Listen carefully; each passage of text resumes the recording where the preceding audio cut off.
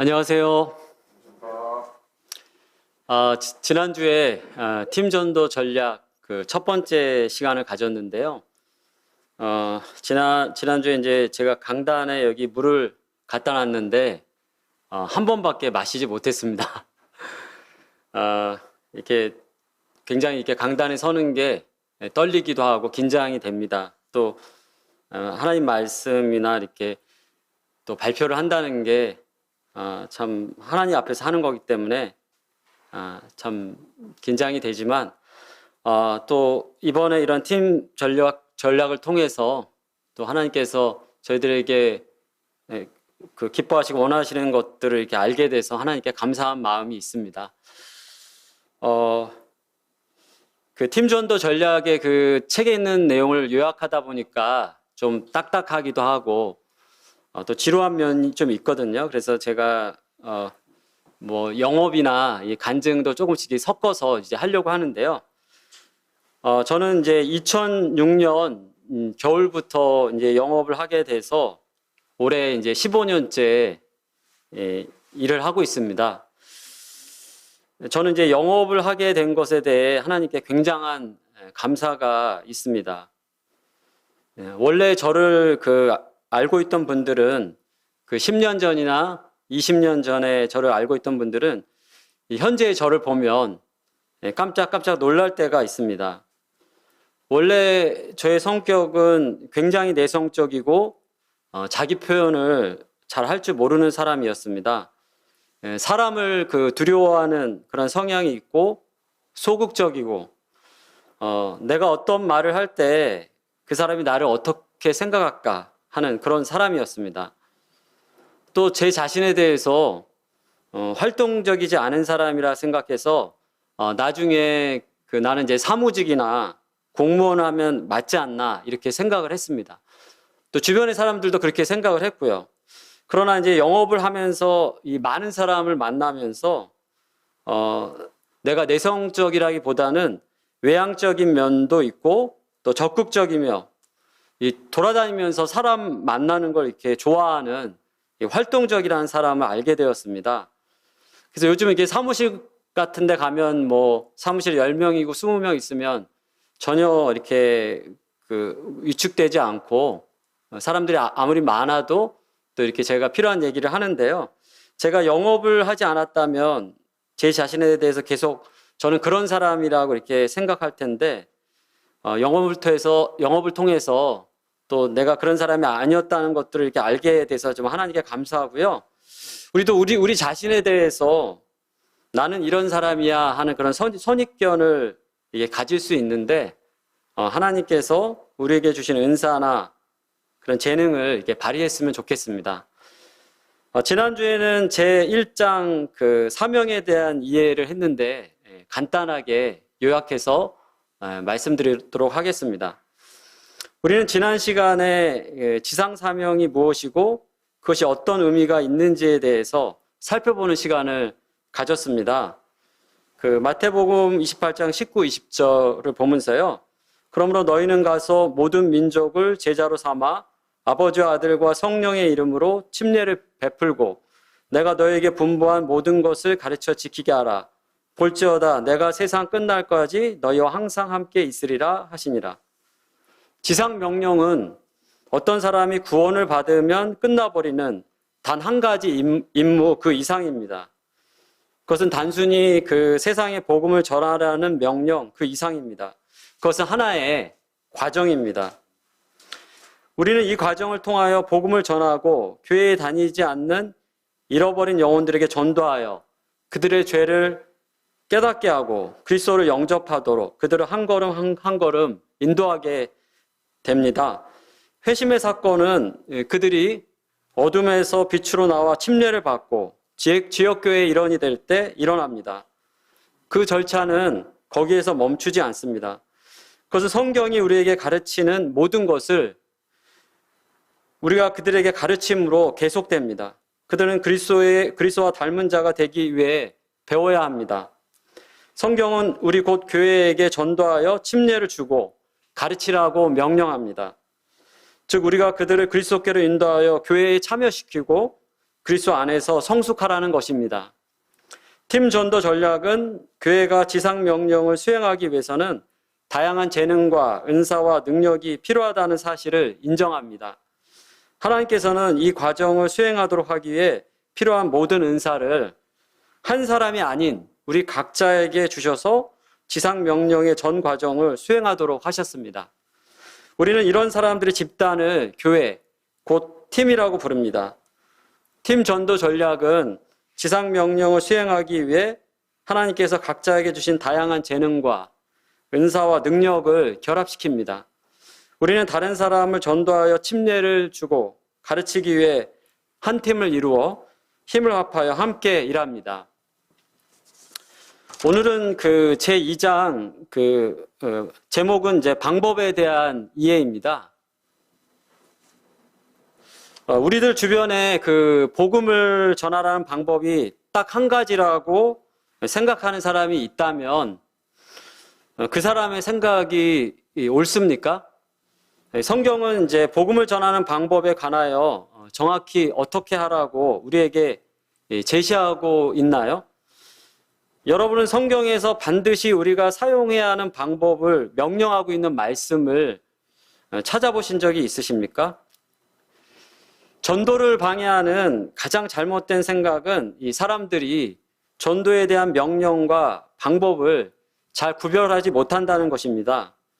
지상명령은 우리에게 무엇, 곧 사람들을 인도하여 그리스도 안에서 구원을 얻게 하고 교회에 참석시키고 그리스도와 닮도록 훈련시키는 일을 해야 하며 누가, 곧 교회가 해야 하는지에 대한 명령은 주어졌지만 어떻게 해야 하는가에 대해서는 명령하지 않았습니다.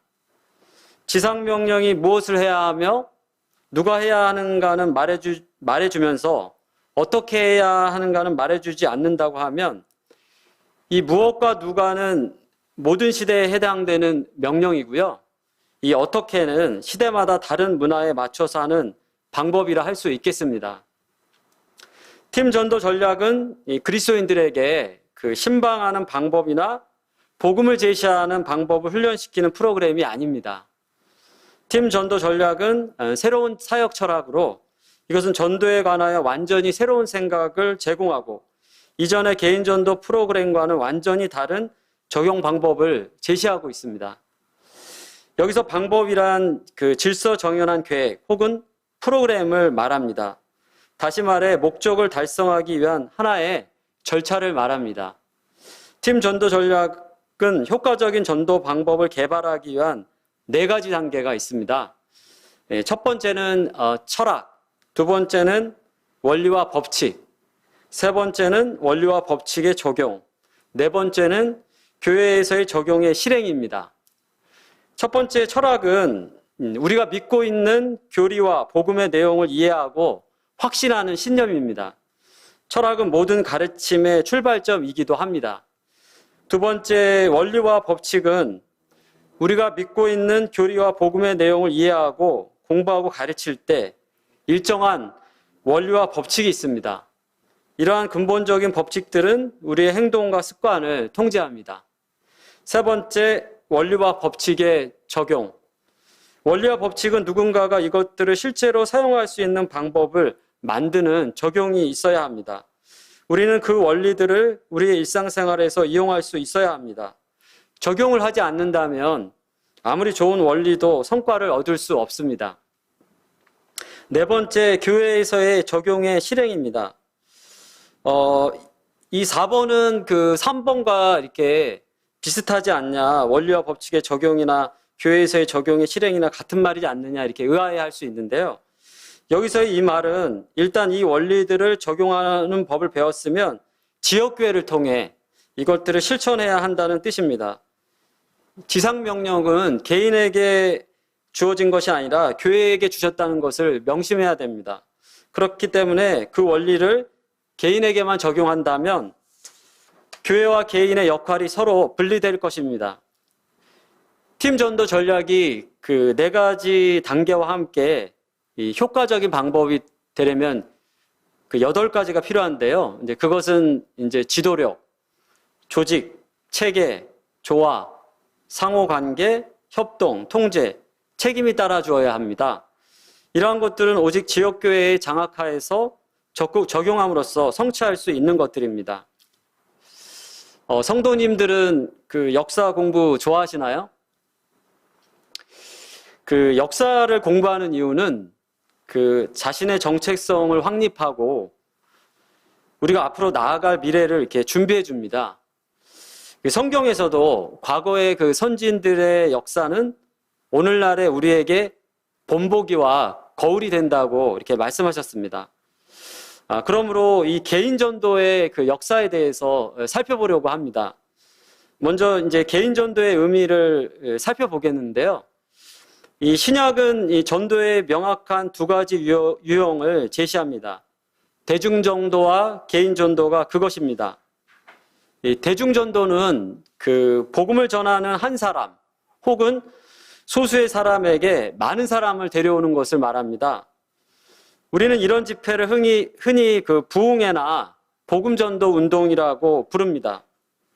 웨슬리, 무디, 그 빌리 그레함 등이 이 방법을 매우 효과적으로 사용했습니다. 개인 전도는 많은 사람을 전도하기 위해 소수를 사용하는 것이 아니라 여러분과 저와 같은 평범한 그리스도인들을 사용하여 보통 그 1대1로 하는 전도를 말합니다. 실제로 이 개인 전도는 평신도와 관련이 있기 때문에 최근에는 평신도 전도라고 부르기도 합니다. 이 평신도 전도라는 용어는 팀 전도 전략의 가장 적당한 용어입니다. 이 복음 제시 전도에 대해서 살펴보겠는데요. 이 대중 전도는 그 1700년 중반에 이제 부활됐지만 이 평신도 전도는 이 1897년에 R.A. 토레이라는 분이 이 사람들을 그리스도께로 인도하기라는 책을 썼을 때야 비로소 진정한 부활이 일어났습니다. 이 책은 그 전도의 새로운 철학의 구성, 즉 복음 제시 전도의 시작을 알렸습니다. 이 철학은 기본적으로 모든 그리스도인은 구원받지 못한 사람에게 그리스도를 증거할 책임이 있다는 사실을 전달하고 있습니다. 또한 증거란 개인 간증 그 이상이기 때문에 구원의 계획을 개인에게 제시하고 회개를 촉구하라고 요구합니다. 이 토레이의 책이 발표된 후 60년 동안 그 수많은 책들이 출간됐습니다. 이 책들은 그 모두 한 가지 그 공통점이 있었는데요. 그것은 이제 토레이의 철학과 80% 정도는 일치한다는 것입니다. 이러한 새로운 책들은 그 토레이의 철학을 옹호하고 그 원리와 법칙을 따라 전개시켰지만 그 1920년대에 여러 교회들이 그 원리들을 활용하여 그 주일학교 등록과 그 신방 활동을 발전시킬 때까지는 이 평신도 전도의 실질적인 그 성과를 거두지 못했습니다. 큰 영향을 끼치게 된 것은 이 케네디라는 분이 이 전도 폭발이라는 그러한 책을 쓴 1960년대 초반이었습니다.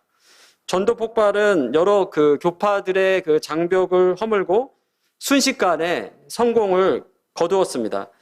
왜냐하면 이 책은 그 단순한 책이 아닌 체계적인 프로그램이었기 때문입니다. 이전까지는 이 주제에 관해 많은 책이 쓰여졌지만 어떤 책도 지역교회에서 그 원리들을 적용할 수 있도록 체계적인 프로그램으로 발전시키지 못했습니다. 이 전도 폭발이 소개되었을 때 이 책은 평신도가 실제로 참여할 수 있는 적용 방법, 이 조직화된 방문과 함께 훈련을 제공했습니다. 그것은 엄청난 성과를 얻기 시작했습니다. 전도 폭발은 훈련 프로그램으로 교회를 무장시켰습니다. 첫 번째 철학을 가르쳤고 두 번째 원리와 법칙을 가르쳤습니다. 세 번째 사람들로 하여금 복음을 제시하는 데 있어서 부딪히는 그 어려움을 극복하는 데 훈련시켰습니다. 네 번째 교회의 체계적인 프로그램을 제공하여 그 평신도들이 중점적으로 그 프로그램을 실행하게 했습니다. 다섯 번째 그 신자들이 배운 것을 표현할 수 있도록 이를테면 그 목요일날 방문이라고 하는 그런 통로를 마련했습니다. 여섯 번째 평신도를 참여시켰습니다. 그러나 이러한 발전은 교회의 새로운 의미 외에는 주지 못했습니다. 지역교회가 그것을 적용하기가 쉽지 않았기 때문입니다. 따라서 새로운 철학의 조짐이 보이기 시작했습니다. 어떤 그리스도인들에게는 이 복음 제시 전도의 철학을 전개시키는 방법이 맞지 않았습니다. 많은 사람들이 훈련 프로그램에서 배운 방식으로 전도하는 것은 고사하고 훈련에 참여하는 것마저 두려워했습니다. 게다가 사람들은 이 복음 제시 전도에 따르는 그 문제점과 오용과 남용을 알게 되었습니다. 이러한 사실은 그 새로운 철학, 곧 생활 전도를 나타내게 했습니다. 이 생활 전도는 사람들로 하여금 복음을 잘 받아들여 구원을 얻게 하도록 하기 위한 좋은 관계를 형성하는 과정을 말합니다. 그것은 다른 사람들이 그 여러분 안에서 그리스도를 볼 수 있도록 하는 삶을 사는 것입니다. 이 복음 제시 전도가 모든 그리스도인이 복음을 전해야 한다고 가르치는 것과 달리 이 생활 전도는 모든 그리스도인이 복음을 그 생활화해야 한다고 말합니다. 그 생활 전도는 적극적으로 접근을 하지 않고도 관계를 맺어가면서 그들을 교회로 이끌어 드릴 것을 강조합니다. 그 생활 전도가 가장 최근의 원리와 법칙을 갖추었다고 할지라도 오늘날의 그 생활 전도는 적용을 전개하는 3단계에 머무르고 있습니다. 여러 교회, 교파, 선교단체, 특히 교회의 성장 운동은 이 원리들을 적용함으로 큰 진보를 이루었지만 아직 이 평신도가 이 원리들을 적용할 적절한 방법을 찾지 못했습니다. 어떤 이들은 이 총동원 운동과 같은 단기 프로그램의 이 원리들을 성공적으로 활용했습니다. 그러나 아무도 실제로 그 원리들을 행동의 기준으로 만들지는 못했습니다. 생활전도가 가지는 그 결정적인 문제는 4단계, 곧 실행 단계에 있습니다. 생활전도는 그 실행을 신자 개인이 하는 것이지 몸을 이루는 지역교회를 중심으로 하지 않습니다. 하나님께서 교회에 지상사명을 주셨다는 것을 명심하십시오. 따라서 교회가 적용이 이루어지는 중심지가 되어야 합니다. 이러므로 또 다시 새로운 철학이 나타났습니다. 팀 전도 전략이 그것입니다. 팀 전도 전략은 사람들을 쓸모있는 자리에 적절하게 배치합니다. 팀 사역 철학을 근거로 하는 팀 전도 전략은 하나님께서 각 신자에게 특별한 영적 은사를 주심으로 다른 사람과는 다르게 사명을 수행할 수 있도록 하신다는 것을 인정합니다. 팀 전도 전략은 하나님께서 모든 그리스도인에게 증인이 될 책임이나 역할을 주셨지만 어떤 그리스도인들에게는 직접 복음을 전하는 방식으로 사명을 수행하도록 전도의 은사를 주셨다고 믿습니다. 팀 전도 전략은 전도의 주요 철학을 검토하여 그것의 약점을 가능한 한 최소화하면서 장점들을 활용합니다. 지금부터는 이제 그 복음 제시 전도와 생활 전도의 그 장점과 약점에 대해 살펴보면서 이 팀 전도 전략이 어떻게 그것들의 장점을 활용하고 약점을 최소화한다는 것을 이제 보여드리려고 합니다. PPT를 보면서 설명해 드리도록 하겠습니다. 먼저 복음 제시 전도의 그 장점을 말씀드리겠는데요.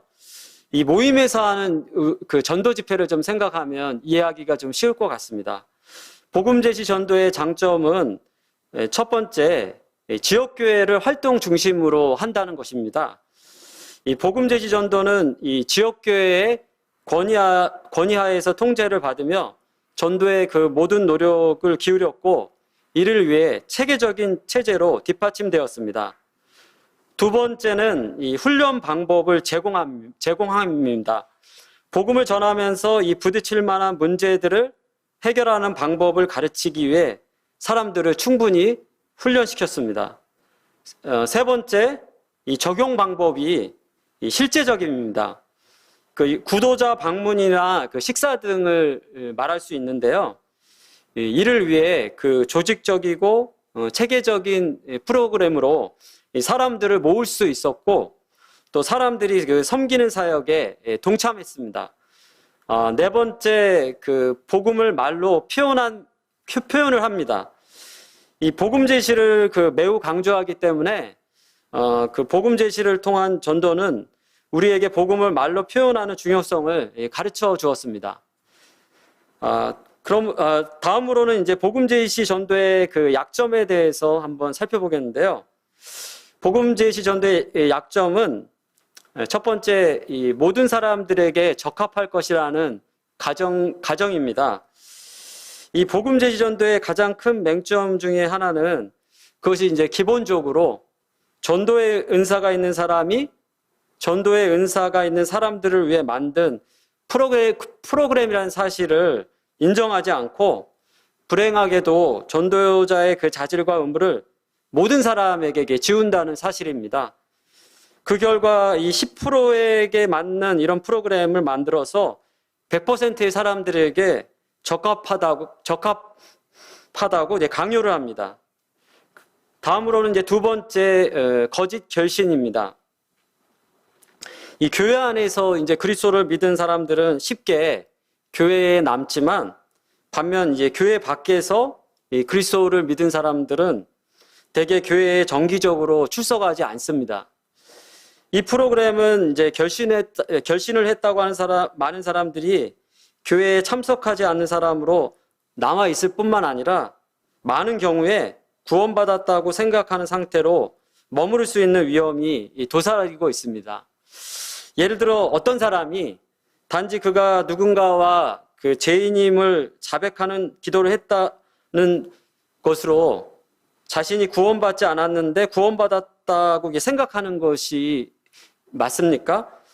아니면 그 사람에게 그 즉석에서 복음을 제시하지 않는 것이 더 낫습니까?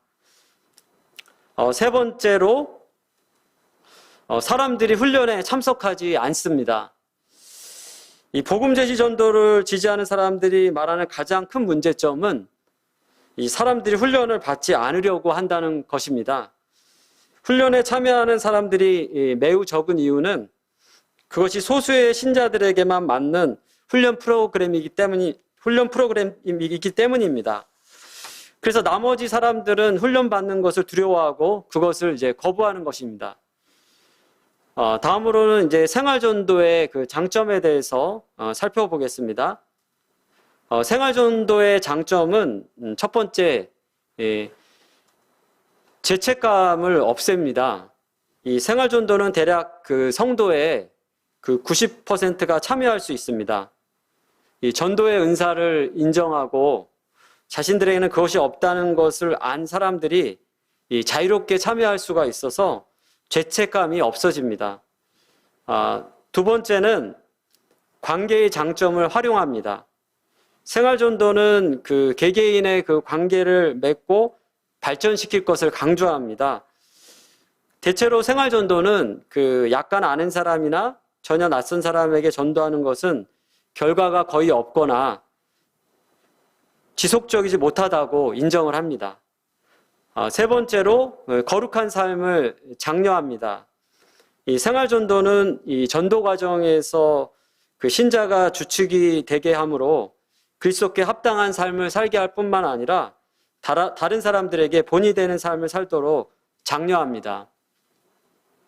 그렇다면 생활전도의 그 약점에 대해서 살펴보겠습니다. 생활전도의 약점은 첫 번째, 인간의 죄성입니다. 이 삶에서 이 그리스도를 보여주려고 애쓰며 살아가는 대부분의 그리스도인들이 가진 문제는 이 불신자들과 비교해 볼 때 행동이 별다른 게 없다는 것입니다. 이 세속적인 사람이 구원을 받게 되면 생활전도가 좀 효과가 있는 것 같아요. 그 예전에 여기 이제 군포 번영로 교회를 다닌 그 대산자매 같은 경우는 그 어머니가 그 장례식장에 와서 그 모임의 그 형제님이 이 복음 전하는 걸 듣고 이제 구원을 받았거든요. 그래서 이제 어머니랑 같이 이제 살잖아요. 그 어머니가 이 달라지고 변화되는 모습을 보고 저 어머니가 뭔가 좀 달라졌고 뭔가가 있다는 그런 생각을 했습니다. 그래서 이 대산자매가 그것을 알고 싶어서 이제 교회에 나오게 됐고 또 이제 복음을 들으면서 이제 구원을 받게 됐거든요. 그리고 그 몽골 그 울란바토르 교회의 그 장로 형제님이시고 순배 형제님은 그 동네에서 아주 유명한 그 술주정뱅이였습니다. 그래서 이제 이분이 이 구원받고 사람이 확 바뀌니까 그 이웃 사람들이 관심을 갖고 또 이게 복음을 이렇게 듣게 돼서 이제 하나님을 이렇게 믿게 됐다고 하는데요. 이렇게 이제 세속적인 사람이 변화될 때는 이제 생활 전도가 이제 효과가 있지만 이 어렸을 때부터 이제 교회를 다니거나 아니면 천성적으로 이제 착한 사람들은 이 불신자들이 볼 때 이 두드러진 변화를 모를 수 있어서 이 효과가 적을 수 있습니다. 그렇다고 이제 그런 문제가 있으니까 증거하는 걸 이제 포기해야 한다는 뜻은 아닙니다. 다만 우리가 이 신자의 이 무죄함을 바탕으로 하는 프로그램은 이 실패할 수 있다는 것을 생각해야 합니다. 또한 생활 전도가 잘못되었다고 말하는 것도 아닙니다. 이 생활 전도에 대한 비난보다는 그리스도인들에게 더 많은 책임이 있습니다. 두 번째, 그 생활 전도의 약점은 적용 방법이 없습니다. 대개 그 생활 전도는 불신자들에게 복음을 전할 방법을 발전시키지 못했습니다. 세 번째로 말로 표현하지 못함입니다. 이 복음 제시 전도에 대한 반발로 많은 사람들이 그 생활 전도를 이렇게 수용하게 됐습니다. 그들은 이 생활 전도가 자신들의 신앙을 말로 표현하지 못하는 것에 대한 적절한 대답을 제공해 준다고 생각했습니다. 나는 말을 할 필요가 없다. 그러므로 거절당하지 않아도 돼. 이 생활 전도는 많은 그리스도인들에게 도피처 역할을 하게 됐습니다. 네 번째, 교회가 중심이 아님입니다. 이 생활 전도의 진짜 약점은 교회와 관련이 없다는 것입니다. 여러분은 그 생활 전도를 어떻게 적용하십니까? 우리가 이제 이웃에게 이제 김치를 담아주고 이삿짐을 이렇게 날라줄 수 있습니다. 우리들의 관심을 표현할 수 있고 이웃들이 우리들을 믿도록 해서 우리들이 전하는 복음을 제시할 때 쉽게 받아들이도록 이렇게 해야 합니다. 그러나 이러한 접근 방식은 참 건전하지만 개인 수준에만 머무를 수가 있습니다. 그것은 이제 그리스도의 몸의 지체를 활용하지만 한 몸이 되어서는 하지 못합니다. 예를 들어서 그것은 이제 손가락을 이렇게 사용을 합니다. 또한 그것은 이제 엄지손가락을 이렇게 사용할 수 있는 거거든요. 또한 그것은 그 손바닥을 사용할 수 있습니다. 또한 그것은 이제 손목을 사용합니다. 그러나 이 손을 이렇게 사용하지는 않습니다. 두 전도 철학에 대한 이제 평가를 드리면 이제 각 철학은 자기 그룹의 그 은사나 개성, 동기, 기질, 장점과 약점에 적절히 부합됩니다. 그러므로 우리는 이제 두 철학이 모두 그 성경적 명령이라기보다는 하나의 방법임을 인정해야 합니다. 그것들은 기본적으로 자기 그룹의 주된 은사에 맞는 적합한 방법들입니다. 대부분 이제 복음 제시 전도를 좀 얘기하는 분들은 이제 전도의 은사를 가진 분들이 좀 강조를 하고요. 그리고 이제 대부분 이제 생활 전도를 좀 얘기하시는 분들은 이 가르침의 은사를 가진 사람들이 이렇게 강조를 합니다. 다음으로 팀 전도 전략의 장점에 대해서 한번 살펴보도록 하겠습니다. 팀 전도 전략의 장점은 첫 번째, 사용하기가 쉽습니다. 팀 전도 전략은 어떤 특정한 사람이나 특정한 은사에 맞게 만들어진 것이 아니라 성도가 자기 모습 그대로를 사용할 수 있도록 만들어졌습니다. 두 번째, 그 효과적인 전도의 원리를 활용합니다. 팀 전도 전략은 복음 제시 전도와 생활 전도의 원리를 검토하여 효과적으로 사용합니다. 세 번째, 적은 압박감이 있습니다. 팀 전도 전략은 결과를 얻기 위하여 계속적으로 사람들에게 과중한 압력을 넣기보다는 상황에 맞게 조절함으로 기본 전략을 유지합니다. 네 번째, 사람의 개조가 불필요하다는 것입니다. 팀 전도 전략은 사람에게 있지도 않은 은사를 사용하라고 요구하지 않습니다. 또한 그가 도달하지 못한 영적 수준에서 행동하라고 요구하지도 않습니다. 팀 전도 전략은 있는 모습 그대로를 인정합니다. 다섯 번째, 그 성도에게 적용을 하게 합니다. 팀 전도 전략은 그 에베소 4장의 그 목자를 그가 맡은 성도들의 은사와 재능과 능력의 청직이라고 인정을 합니다. 또한 사역은 목자의 지도하에 성도를 통해 이루어져야 한다는 것을 이렇게 인정을 합니다. 여섯 번째, 몸의 각 지체를 활용합니다. 이 팀 전도 전략은 영적 은사들이 몸을 이룬다는 것을 인정합니다. 그러므로 몸은 모든 은사들과 각 지체가 각각의 위치에서 자기가 해야 할 일을 할 때만 이루어질 수 있습니다. 팀 전도 전략의 그 장점을 살펴봤는데요. 그렇다면 이 팀 전도 전략이 복음 제시 전도와 생활 전도의 약점을 어떻게 보완하는지에 대해서 살펴보겠습니다. 팀 전도 전략이 복음 제시 전도와 생활 전도의 약점을 최소화하는 방법. 첫 번째는 이제 훈련을 요구하지 않는다는 것입니다. 이 팀 전도 전략은 이제 원리를 단순히 이해하고 적용에 대한 설명을 듣기만 하면 됩니다. 어떤 일을 어떻게 해야 할지 모를 경우에만 그 일을 하기 위해 훈련이 필요합니다. 저희가 이제 자전거를 탈 때 처음에는 좀 익숙하지가 않고 또 이렇게 잘 몰라서 이렇게 못하지만 이제 원리를 알고 몇 번 타다 보면 잘 타지 않습니까? 그것과 마찬가지입니다. 팀 전도 전략은 그 원리와 적용을 조직화하고 체계적인 형태로 만들어서 여러분들이 그것들을 적용할 수 있게 해줍니다. 일단 그 원리와 실행을 이해하게 되면 팀 전도 전략이 실제로 매우 간단하다는 것을 알게 될 것입니다. 두 번째, 전도의 은사를 인정함입니다. 팀 전도 전략은 이 전도의 은사를 갖고 있는 성도가 교회에 10%가 있다는 사실을 인정합니다. 팀 전도 전략은 전도의 은사를 배척하지 않습니다. 오히려 가장 효과적인 분야에 투입을 시킵니다. 그래야 그 은사를 가지고 팀에 그 다른 사람들을 방해하기보다는 오히려 그 팀을 보완하도록 해줍니다. 세 번째, 사람들을 현재의 영적 수준 그대로 활용합니다. 팀 전도 전략은 그 영적 성장을 도모하지만 그 높은 영적 수준이 다른 사람들에게 그리스도의 복음을 전하기 위한 전제 조건이 되어야 한다고 말하지 않습니다. 네 번째, 지역교회의 중심입니다. 팀 전도 전략의 전체적인 구조와 체계는 지역교회를 모든 실행의 중심지로 삼습니다. 다섯 번째, 자연스러운 교제를 통해 나눌 것을 장려합니다. 미리 구격화된 내용을 제시할 필요도 없고 요구하지도 않습니다. 그리스도인들은 우리가 살고 일하고 쉬는 곳에서 매일의 활동을 통하여 나눌 뿐입니다.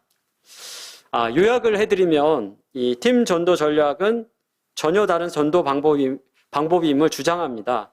그러나 다른 방법들을 배척하지 않고 그것은 복음 제시 전도의 장점을 인정하고 활용하는 동시에 생활 전도의 장점도 인정하고 활용합니다. 문제는 철학들이 서로 다르다는 데 있는 것이 아니라 두 철학 사이에 존재하는 적재적인 태도에 있습니다.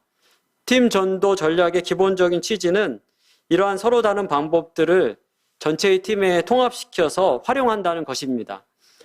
결론을 말씀드리겠는데요. 많은 사람들이 잃어버린 영혼을 전도하기 위한 이 방법은 한 가지뿐이라고 이제 잘못 생각하고 있습니다. 하나님께서는 이제 사람들을 인도하여 그리스도 안에서 구원을 얻게 하고 교회에 참석시키고 그리스도와 닮은 자가 되도록 훈련시키라고 교회에 명령하셨습니다. 그러나 우리에게는 특정한 문화 속에서 살아가는 사람들에게 가장 적합하면서도 사역을 가장 잘할 수 있는 방법을 택할 수 있는 자유를 주셨습니다. 팀 전도는 하나의 전략입니다.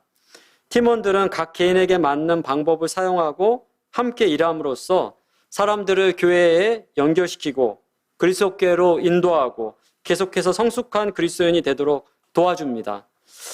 전도자는 여전히 직접 복음을 제시하는 방법을 사용하는 반면 자비를 베푸는 자, 권위하는 자, 교사, 목자 등은 잃어버린 영혼과 교회에 참여하지 않는 사람들에게 접근해서 각기 다른 역할을 합니다. 어느 누구도 억지로 자기에게 적합하지 않는 틀 속에 맞추도록 강요당하지 않습니다. 모든 사람은 각기 고유의 역할이 있습니다.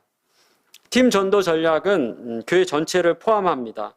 팀원들이 다른 사람들에게 나아갈 때 조직화된 과정 안에서 자기의 장점과 능력을 사용하여 사람들을 그리스도께 인도한다는 목표를 향해 조화를 이루며 함께 일합니다. 네, 말씀을 마치고 이제 기도 드리겠습니다.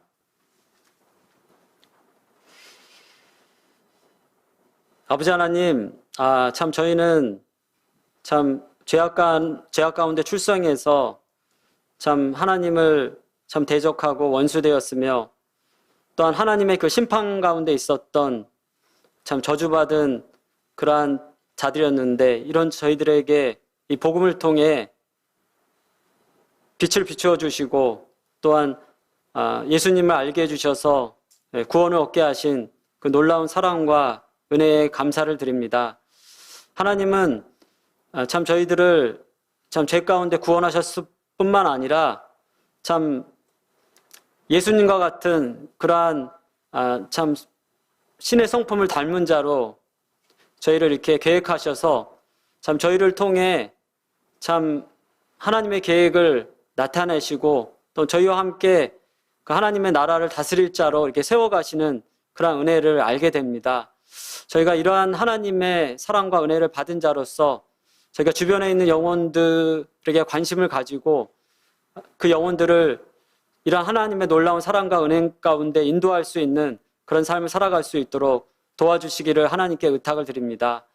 참 영혼들을 사랑하며 또 영혼들에 대한 불쌍한 마음을 갖게 해주시며 또 하나님께서 저희들에게 허락하신 이 전도의 방법들로 참 영혼들을 하나님께 인도할 수 있는 그런 삶을 살아갈 수 있도록 하나님께서 참 교회를 축복해 주시길 원합니다. 하나님께 감사드리며 주 예수 그리스도의 이름으로 하나님께 기도드렸습니다. 아멘.